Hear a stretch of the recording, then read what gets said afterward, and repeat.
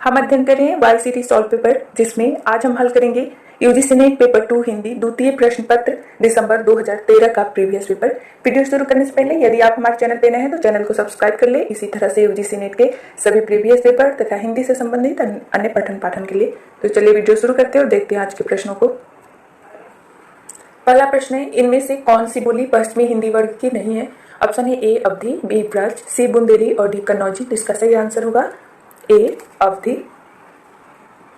अवधी बघेली और छत्तीसगढ़ी जो है पूर्वी हिंदी की बोली है। पश्चिमी हिंदी में खड़ी बोली ब्रज, हरियाणवी, बुंदेली और कन्नौजी आती है। राजस्थानी में मारवाड़ी, जयपुरी, मेवाती और मालवी। बिहारी हिंदी में मैथिली, मगही और भोजपुरी। और पहाड़ी हिंदी में गढ़वाली, कुमाऊनी और नेपाली। अगला प्रश्न है, श ध्वनि का उच्चारण स्थान है। ऑप्शन है ए मूर्धन्य, बी तालव्य, सी दंत और डी ओष्ठ्य। तो इसका सही आंसर होगा बी तालव्य।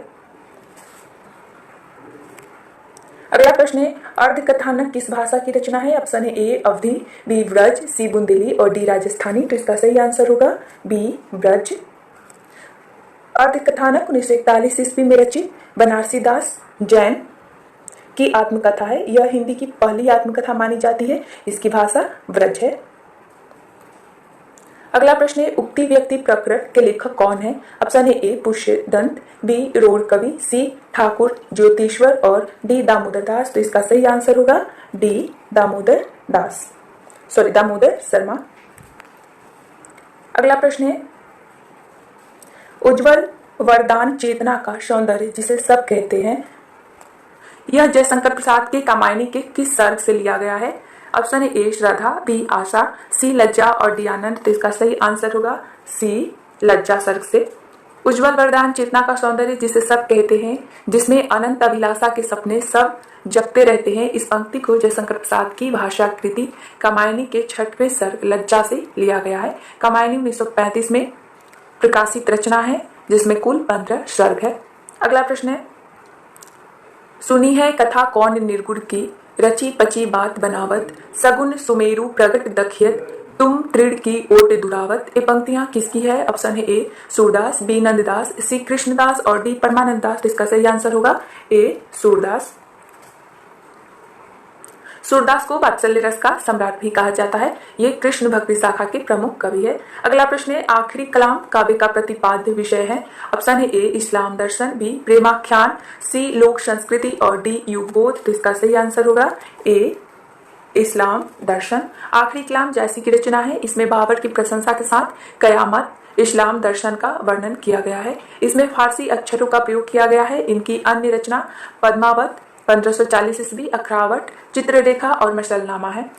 अगला प्रश्न है, तद्भव पत्रिका का प्रकाशन स्थल है। ऑप्शन है ए भोपाल, बी दिल्ली, सी लखनऊ और डी अहमदाबाद। तो इसका सही आंसर होगा सी लखनऊ।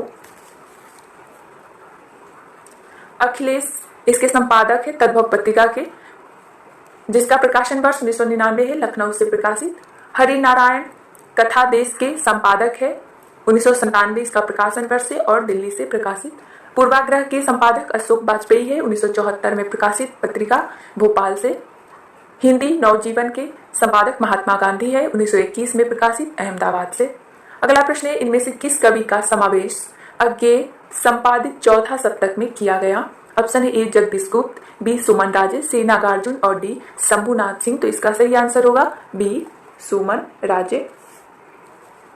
तार सप्तक 1943 के कवि है प्रभाकर माचवे, भारत भूषण अग्रवाल, गिरिजा कुमार माथुर, रामविलास शर्मा, अज्ञेय, गजानन माधव मुक्तिबोध तथा नीलचंद्र जैन। दूसरा सप्तक 1951, इसमें शमशेर बहादुर सिंह, शकुंतला माथुर, भवानी प्रसाद मिश्र, रघुवीर सहाय, धर्मवीर भारती, हरिनारायण व्यास तथा नरेश मेहता। तीसरा सप्तक 1959, जिसमें कुंवर नारायण, केदारनाथ सिंह, कीर्ति चौधरी, प्रयाग नारायण त्रिपाठी, विजय देव नारायण शाही, सर्वेश्वर दयाल सक्सेना तथा मदन वात्स्यायन।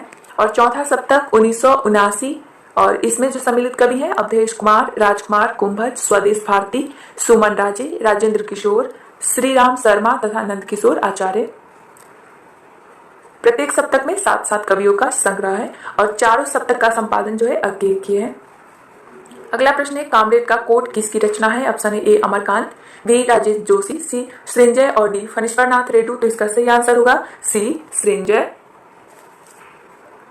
भगदत्त कहाँ थी? 1988 ईस्वी, कॉमरेड का कोट 1993 ईस्वी, गंगा 2001 ईस्वी। समकालीन कहानीकार सृंजय के प्रसिद्ध कहानी संग्रह है जिनकी और जोंक, देश के लोग, मौत का नगर, मिलन मित्र, एक धनी व्यक्ति का बयान 1997 ईस्वी, सुख और दुख का साथ 2002, कुहासा इत्यादि जो है अमरकांत के कहानी संग्रह है।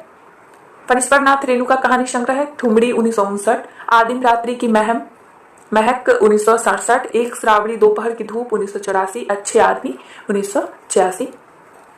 अगला प्रश्न है श्यामा स्वप्न के लेखक कौन है? ऑप्शन है ए किशोरीलाल गोस्वामी, बी ठाकुर जगमोहन सिंह, सी ब्रजनंदन सहाय और डी गोपाल राम गहमरी। तो इसका सही आंसर होगा बी ठाकुर जगमोहन सिंह। श्यामा स्वप्न 1988 ठाकुर जगमोहन सिंह द्वारा रचित उपन्यास है। ये भारतेंदु युग के श्रृंगार रस तथा प्रकृति चित्रण काव्यकार है। किशोरीलाल गोस्वामी की प्रसिद्ध उपन्यास है प्रेम, संपत्ति लता, श्याम लता, श्याम सरोजनी, देवयानी, सौंदर्योपासक 1912, अडडेवाला, लालची इत्यादि। ब्रजनंदन सहाय प्रसिद्ध कृति है और गोपाल राय गहमरी की प्रसिद्ध उपन्यास है आप जासूसी, ये जो है गोपाल राम गहमरी जासूसी उपन्यासकार है। इन्हें जासूसी उपन्यास का पुरस्कारता माना जाता है। इनकी प्रसिद्ध रचना है चक्कर, दार चोरी, भोजपुर में ठगी, जासूस की जासूसी इत्यादि। अगला प्रश्न है मेरी तेरी उसकी बात के लेखक है। ऑप्शन ए भगवती चरण वर्मा, बी यशपाल, सी अमृतलाल नागर और डी शिव प्रसाद सिंह। इसका सही आंसर होगा बी यशपाल। यशपाल के प्रमुख उपन्यास है दादा कामरेड 1941, देशद्रोही 1943, दिव्या 1945, पार्टी कामरेड 1946, मनुष्य के रूप 1949, झूठा सच 2 भाग है इसके 1958 से 60 और तेरी मेरी उसकी बात 1974। भगवती चरण वर्मा के प्रमुख उपन्यास है चित्रलेखा 1934, आखिरी दांव 1950, टेढ़े मेढ़े रास्ते 1946, भूले बिसरे चित्र 1959, सामर्थ्य और सीमा 1962, थके पांव 1963, सच्ची सीधी बातें 1968। अमृतलाल नागर का प्रसिद्ध उपन्यास है बूंद और समुद्र 1956, सुहाग के नुपुर 1960, एकता नैमिषारण्य 1972, मानस का हंस 1972, नाच्यो बहुत गोपाल 1978, खंजर नयन 1981, अग्निगर्भा 1983 और पीढ़ियां 1990। शिव प्रसाद सिंह का प्रमुख उपन्यास है अलग अलग वैतरणिक 1967, गली आगे मूर्ति है 1974, नीला चांद 1988, सैलूस 1989, मंजूषिमा 1990, कुहड़े में युद्ध 1992, औरत 1993, दिल्ली दूर है 1993। अगला प्रश्न है इनमें कौन सी दलित आत्मकथा नहीं है? ऑप्शन ए नागफनी, बी जूठन, सी अपनी खबर और डी मुर्दैया। तो इसका सही आंसर होगा अपनी खबर। उग्र का है। पांडे बिचन शर्मा उग्र की रचना अपनी खबर आत्मकथा है न कि दलित आत्मकथा। दलित आत्मकथा है नागफनी 2007 ईस्वी रूपनारायण सोनकर का, जूठन 1997 ईस्वी ओम प्रकाश वाल्मीकि का और मुर्दैया 2010 ईस्वी डॉक्टर तुलसी राम का। अगला प्रश्न है कितना अनुभूतिपूर्ण था वह एक क्षण का आलिंगन। कथन किस रचना से है? ऑप्शन ए ध्रुव स्वामी, बी प्रेम योगिनी, सी कर्पूर मंजरी और डी नील देवी। तो इसका सही आंसर होगा ए ध्रुव स्वामी। ध्रुव स्वामी का रचना काल है 1933 ईस्वी। अगला है व्योमकेश दरवेश के लेखक कौन है? Option A Hazari Prasad Dwivedi, B Yashpal, C Rudra Kashikeya और डी विश्वनाथ त्रिपाठी। तो इसका सही आंसर होगा डी विश्वनाथ त्रिपाठी। व्योमकेश दरवेश 2011 ईस्वी विश्वनाथ त्रिपाठी द्वारा लिखित हजारी प्रसाद द्विवेदी की जीवनी है। इस कृति के लिए त्रिपाठी जी को 2013 का व्यास सम्मान प्रदान किया गया। अगला प्रश्न है अथातो घुमक्कर जिज्ञासा किस विधा से संबंधित रचना है? ऑप्शन ए उपन्यास, बी रेखाचित्र, सी यात्रा वृतांत और डी कहानी। तो इसका सही आंसर होगा सी यात्रा वृतांत। अथातो घुमक्कर जिज्ञासा नामक लेख राहुल सांकृत्यायन का प्रसिद्ध यात्रा वृतांत घुमक्कर शास्त्र 1948 ईस्वी में संकलित है। अगला प्रश्न है भाषा और समाज के लेखक कौन है? Option A Ramlal Sharma, B Devendra Nath Sharma, C Dhirendra Verma और डी उदय नारायण तिवारी। तो इसका सही आंसर होगा ए रामलाल शर्मा। मार्क्सवादी समीक्षक रामलाल शर्मा की प्रसिद्ध कृतियां हैं प्रगति और परंपरा 1949 ईस्वी, साहित्य और संस्कृति 1949, आस्था और सौंदर्य 1961, भाषा और समाज 1961, परंपरा का मूल्यांकन 1981। अगला प्रश्न है अनुमितिवाद की अवधारणा किसकी है? ऑप्शन है ए शंकुक, बी रुद्रट, सी भट्टनायक और डी विश्वनाथ। तो इसका सही आंसर होगा ए शंकुक। भट्टलोल्लट उत्पत्ति या आरोपवाद के प्रवर्तक है, शंकुक अनुमितिवाद, भट्टनायक भुक्ति या भोगवाद और अभिनव गुप्त अभिव्यक्तिवाद। अगला प्रश्न है जादुई यथार्थवाद के प्रतिष्ठापक कौन है? ऑप्शन है ए कीट्स, बी देरिदा, सी फ्रायड और डी बुअलो। तो इसका सही आंसर होगा डी बुअलो। जादुई यथार्थवाद के प्रतिष्ठापक बुअलो है। जॉक देरिदा उत्तर आधुनिकतावाद विचारधारा का समर्थन करते हैं। अगला प्रश्न है उत्तर संरचनावाद के मुख्य विचारक है। ऑप्शन है ए दांते, बी ब्रेडले, सी सासिउड और डी जॉनसन। तो इसका सही आंसर होगा सी सासिउड। उत्तर संरचनावाद भाषिक सिद्धांत पर आधारित है। इसमें भाषा का संबंध बाह्य जगत से नहीं होता, वह स्वायत्त है। भाषा के बाहर कोई यथार्थ नहीं है जिसे यथार्थ जगत कहा जाता है, वह वस्तुतः भाषा के द्वारा निर्मित है। इसके प्रमुख विचारक सासिउड, देरिदा, रोला बार्थ, मिशेल फूको इत्यादि आते हैं। अगला प्रश्न है निम्नलिखित लेखकों का जन्म के अनुसार सही अनुक्रम कौन सा है? अब इसका सही आंसर होगा सी राजा लक्ष्मण सिंह 1826 ईस्वी, बालकृष्ण भट्ट 1844 ईस्वी, प्रताप नारायण मिश्र 1856 ईस्वी और बाल मुकुंद गुप्त 1865 ईस्वी। अगला प्रश्न है इन कृतियों का काल के आधार पर सही अनुक्रम कौन सा है? तो इसका सही अनुक्रम होगा ए रसिक प्रिया 1591 ईस्वी, श्रृंगार मंजरी 1643 ईस्वी, ऋतुवर्णन 1650 ईस्वी और रस रहस्य 1617 ईस्वी। रसिक प्रिया केशव का है, श्रृंगार मंजरी चिंतामणि, ऋतुवर्ण ग्वाल कवि का और रस रहस्य कुलपति मिश्र का रचना है। अगला प्रश्न है निम्नलिखित मनोवैज्ञानिक उपन्यासों का सही अनुक्रम कौन सा है? तो इसका सही अनुक्रम होगा बी तल्याड़ी 1949 ईस्वी जैनेन्द्र का, सन्यासी 1940 ईस्वी इलाचंद्र जोशी का, अजय की डायरी 1960 ईस्वी देवराज का और अपने अपने अजनबी 1961 ईस्वी अज्ञे का। अगला प्रश्न है प्रकाशन के अनुसार निम्नलिखित नाटकों का सही अनुक्रम क्या है? तो इसका सही अनुक्रम होगा डी द्रौपदी 1972 ईस्वी सुरेंद्र वर्मा का, कथा एक कंस की 1976 ईस्वी दया प्रकाश सिन्हा का, कबीरा खरा बाजार में 1981 ईस्वी भीष्म साहनी का और कोर्ट मार्शल 1991 ईस्वी स्वदेश दीपक का। अगला प्रश्न है प्रकाशन के अनुसार इन पत्रिकाओं का सही अनुक्रम कौन सा है? तो इसका सही अनुक्रम होगा ए हिंदी प्रदीप 1877 ईस्वी बालकृष्ण भट्ट का है, इलाहाबाद से प्रकाशित मासिक पत्रिका ब्राह्मण 1883 ईस्वी प्रताप नारायण मिश्र इसके संपादक, कानपुर से प्रकाशित। चांद 1920 ईस्वी महादेवी वर्मा का प्रयाग से प्रकाशित मासिक पत्रिका। हंस मासिक पत्रिका 1930 में प्रकाशित प्रेमचंद का है, जो पहले बनारस से फिर बाद में दिल्ली से प्रकाशित हुई थी। अगला प्रश्न है काल के अनुसार निम्नलिखित कृतियों का सही अनुक्रम क्या है? तो इसका सही अनुक्रम होगा सी पौमचर्यु स्वयंभू का है 8वीं सदी, कुमार दासो दलपत विजय का 9वीं सदी, विशल देवरासो नरपति नाल का 1155 ईस्वी यानी 12वीं सदी और चंदन बाला रास जो है आस्कू का 1200 ईस्वी के लगभग। अगला प्रश्न है काल के अनुसार निम्नलिखित आचार्यों का सही अनुक्रम। तो इसका सही अनुक्रम होगा बी वामन 8वीं से 9वीं सदी के मध्य। इनका प्रमुख रचना है काव्य अलंकार सूत्र वृत्ति। भोजराज 11वीं सदी का पूर्वार्ध। इनके प्रमुख रचना है सरस्वती कंठावरण और रुयक 12वीं सदी के मध्य के हैं। इनका प्रमुख रचना है अलंकार सर्वस्व और विश्वनाथ 14वीं सदी के हैं और इनकी प्रसिद्ध रचना है साहित्य दर्पण। अगला प्रश्न है इन ग्रंथों का काल के आधार पर सही अनुक्रम कौन सा है? तो इसका सही अनुक्रम होगा ए काव्यादर्श दंडी का 600 ईस्वी के आसपास, ध्वन्यालोक आनंदवर्धन का 850 ईस्वी, काव्य प्रकाश मम्मट का 12वीं शताब्दी और साहित्य दर्पण विश्वनाथ का 1384 ईस्वी।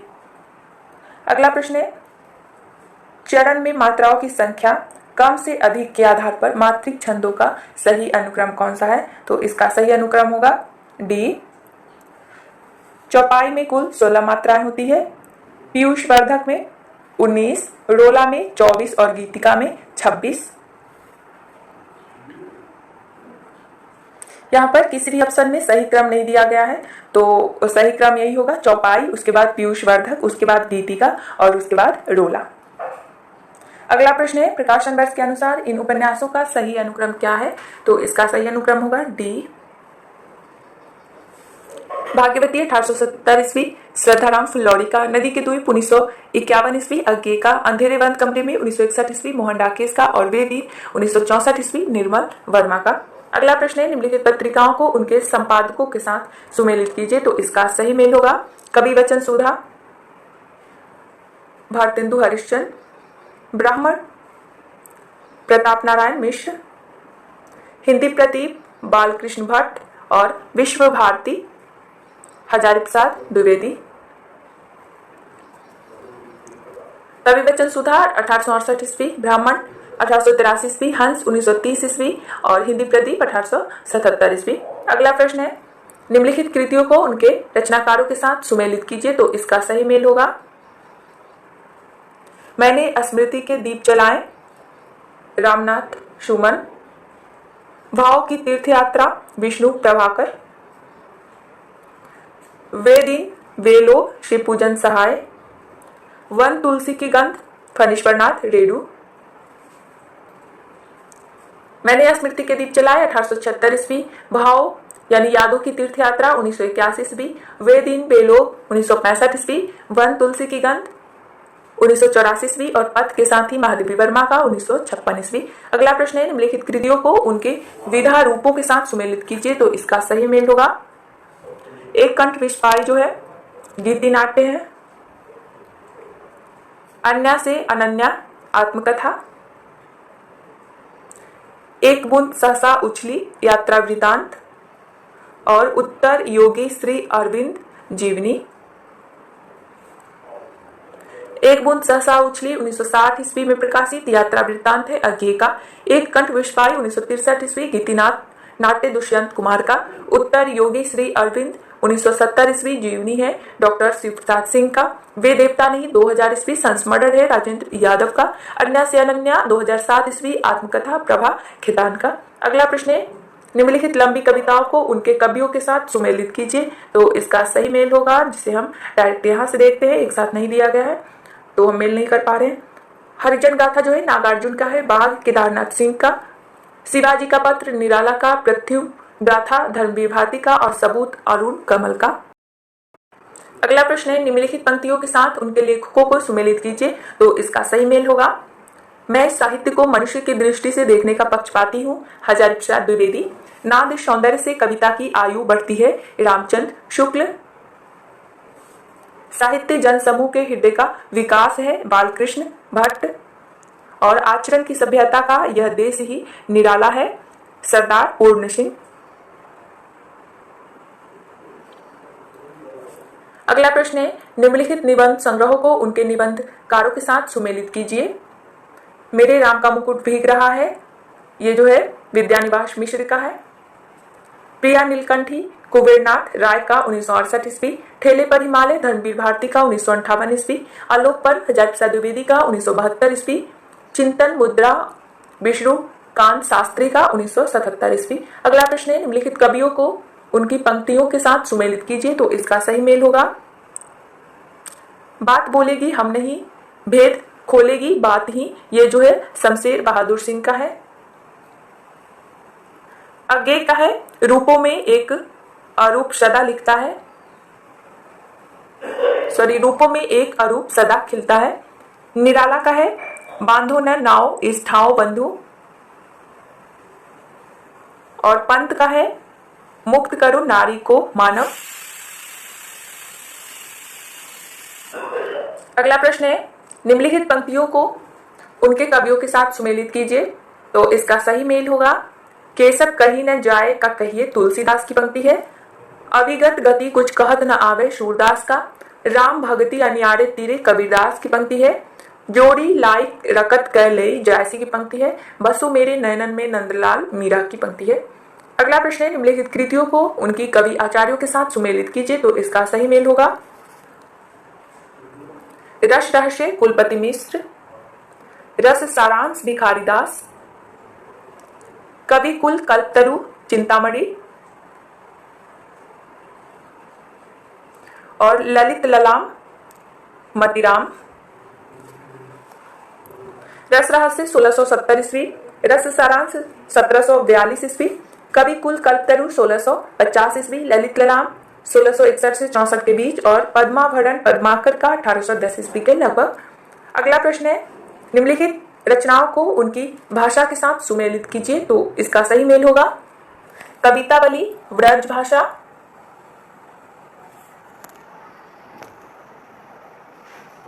पृथ्वीराज रासो का पिंगल, वर्दय नायिका भेद का अवधी भाषा,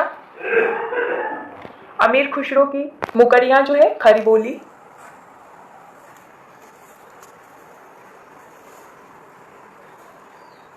अगला प्रश्न अवतरण पर आधारित है, देखते हैं। कल्पना और व्यक्तित्व की पाश्चात्य समीक्षा क्षेत्र में इतनी अधिक मुनादी हुई कि काव्य के और सब पक्षों से दृष्टि हटाकर इन्हीं दो पर जा जमी। कल्पना काव्य का बोध पक्ष है। कल्पना में आई रूप व्यवहार योजना का कवि या श्रोता को अंतः साक्षात्कार का बोध होता है, पर इस बोध पक्ष के अतिरिक्त काव्य का भाव पक्ष भी है। कल्पना को रूप योजना के लिए प्रेरित करने वाले और कल्पना में आई हुई वस्तुओं में श्रोता या पाठक को रमाने वाले रति, करुणा, क्रोध, उत्साह, आश्चर्य इत्यादि भाव या मनोविकार होते हैं। इसी से भारतीय दृष्टि ने भाव पक्ष को प्रधानता दी और रस के सिद्धांत की प्रतिष्ठा की। पर पश्चिम में कल्पना की पुकार के सामने धीरे धीरे समीक्षकों का ध्यान भाव पक्ष से हट गया और बोध पक्ष पर ही भिड़ गया। काव्य की रमणीयता उस हल्के आनंद के रूप में ही मानी जाने लगी जिस आनंद के लिए हम नई नई सुंदर, भड़कीली और विलक्षण वस्तुओं को देखने जाते हैं। इस प्रकार कवि तमाशा दिखाने वाले के रूप में और श्रोता या पाठक तटस्थ तमाशाबीन के रूप में समझे जाने लगे। केवल देखने का आनंद कुछ विलक्षण को देखने का कुतूहल मात्र होता है। इस पर आधारित प्रश्न है, कवि या श्रोता को अंतः साक्षात्कार बोध किसके द्वारा होता है? तो इसका सही आंसर होगा सी, कल्पना में आई रूप व्यापार योजना। अगला प्रश्न है, भारतीय दृष्टि से काव्य में किस सिद्धांत की प्रतिष्ठा की? तो इसका सही आंसर होगा ए, रस सिद्धांत की। अगला प्रश्न है, केवल देखने का आनंद क्या है? तो इसका सही आंसर होगा डी, कुछ विलक्षण को दिखाने का कुतूहल मात्र। अगला प्रश्न है, कल्पना काव्य का कौन सा पक्ष है? तो इसका सही आंसर होगा बी, बोध पक्ष। अगला प्रश्न है, काव्य में पाश्चात्य समीक्षा क्षेत्र में सर्वाधिक चर्चा किस तत्व को लेकर हुआ? तो इसका सही आंसर होगा डी, कल्पना और व्यक्ति की। अगला प्रश्न कथोपकथन पर आधारित है, स्थापना और तर्क। स्थापना है उत्तर आधुनिकता, वृद्ध पूंजीवाद है। तर्क है इसमें विश्व बाजार से प्रभावित तीसरी दुनिया का उपभोक्तावादी चिंतन ज्यादा मुखर हुआ है। तो इसका सही कूट होगा सी, स्थापना और तर्क दोनों सही है। अगला प्रश्न है, स्थापना है अधिकतर मानवताओं के मतानुसार बुद्धिवादी पाठक का रचना के साथ पूर्ण तादात्म्य अथवा साधारणीकरण सहज संभव नहीं है। तर्क है आस्वादन के समय पाठक वेदांतर शून्य हो जाता है, अतः मानसिक अंतराल के कारण उसका साधारणीकरण हो सकता है। तो इसका सही कूट होगा ए, स्थापना गलत और तर्क सही है। बुद्धिवादी पाठक का रचना के साथ तादात्म्य अथवा साधारणीकरण सहज भाव संभव है।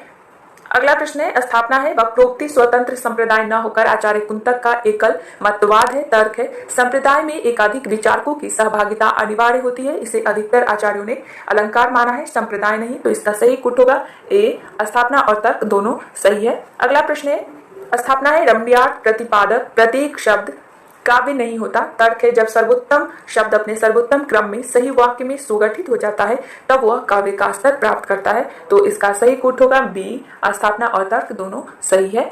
अगला प्रश्न है, स्थापना है प्रतीकवाद एक प्रकार का काव्यात्मक रहस्यवाद है। तर्क है इसमें केवल रहस्यपूर्ण और वक्रतापूर्ण सृजन किया जाता है। तो इसका सही कूट होगा ए, स्थापना सही और तर्क गलत है। प्रतीकवाद में प्रतीकों के माध्यम से रहस्यवाद की ओर संकेत किया जाता है, लेकिन यह केवल रहस्यपूर्ण और वक्रतापूर्ण सृजन नहीं करता है। तो आज के लिए इतना ही। वीडियो उपयोगी लगा हो तो लाइक जरूर करें, चैनल पे नए हैं तो सब्सक्राइब कर दे और अगले ईयर का हम अगले भाग में करेंगे।